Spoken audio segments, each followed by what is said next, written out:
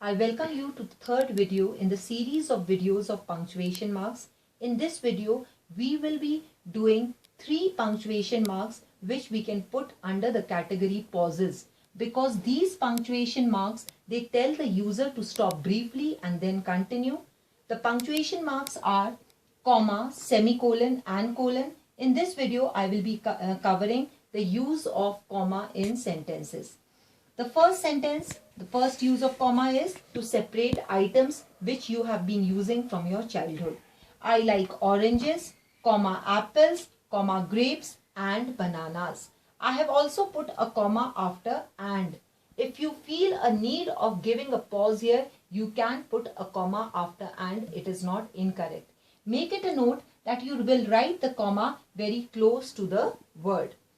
In this series, I am taking the next example. My 5 sense organs are eyes, ears, nose, mouth and skin. Here I have not put a comma after and. If you think there is a need of a pause here, you can put. If you think there is not a need, do not put. Now the next use of a comma. To give pauses in a sentence. Brush your teeth, wash your face and then go to sleep. So brush your teeth, you're putting a comma. Wash your face and then go to sleep. This reminds me of a term clause. Clause is, what is a clause? Clause is a sentence. So you can use commas to separate two sentences. Here I am reading out this sentence to you. This is a complete sentence. So we call it a independent clause. I like apples. Here there is another sentence written. My brother likes bananas. I like apples is one sentence. The other sentence is, my brother likes bananas. You wanted to join these sentences. These are independent clauses. So, you can join independent clauses, independent sentences by the use of comma. But remember, you have to put a conjunction like but and so or. Here I have put but. So, I like apples but my brother likes bananas. The use of comma is immediately before the conjunction. I am reading out the next sentence to you. If you study properly, your grades will surely improve. Here, this was a complete sentence. A independent clause, I'll call it. Your grades will surely improve. But this part of the sentence was dependent on this independent clause. If you study properly. So, if the dependent clause comes before the independent clause, you will put a comma after the dependent clause. If you study properly, comma, your grades will surely improve. And if you write this sentence in this manner, your grades will surely improve. If you study properly, your grades will surely improve if you study properly. Then there is no need of a comma if the independent clause comes before the dependent clause. Your grades will improve surely if you study properly. So here there is no need of a comma. But if the dependent clause comes before the independent clause, there is a need of a comma immediately after the dependent clause.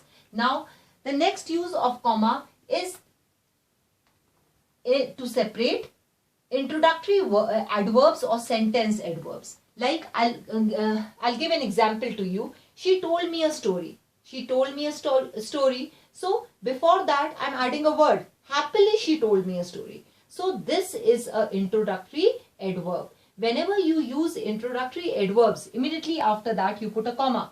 I'll give you some more examples. Unfortunately, I will not be able to attend the party. So immediately after unfortunately, you will put a comma and then I will not be able to attend the party and then full stop. Here, I will tell you the next use of a comma in forms of address. Like you address somebody. Shweta, please can you lend me your book? Shweta, please lend me your book. So immediately after Shweta, you'll put a comma. Here, in salutations, when you're writing letters, whether it is a formal letter or informal letter, I'll also tell you the use of the colon in case of formal letters, but here I'm telling you the use of comma. So, dear sir, after salutation, and in the subscription also, while you're closing the letter, yours sincerely, yours faithfully. You have to put a comma. In salutation like dear sir, dear mom, and then a comma, and in subscription, yours faithfully and yours sincerely. Now to separate linking words like therefore, even though, however, I'm reading out a sentence to you which you write in your applications. I am suffering from high fever, full stop. Therefore, I will not be able to attend the classes. So, immediately after this linking word therefore, you're putting a comma. I'll give another example with however. However, comma, however hard I tried, I was not able to succeed in the exam. So after however, you can put a comma. It is not necessary that these linking words will come in the beginning of the sentence only. It could have been I therefore. So I, then a comma, and therefore, and then a comma. This is the way you're going to write. Like, even though I have scored good marks, but it is impossible for me to get admission in DU. So even though I have got good marks. So after even though, you have to put a comma. So to separate linking words. So these are the various uses of, these are the various places where you can use a comma. Thank you, children. I think the use of comma is clear to you. Thank you again. कितना हुआ?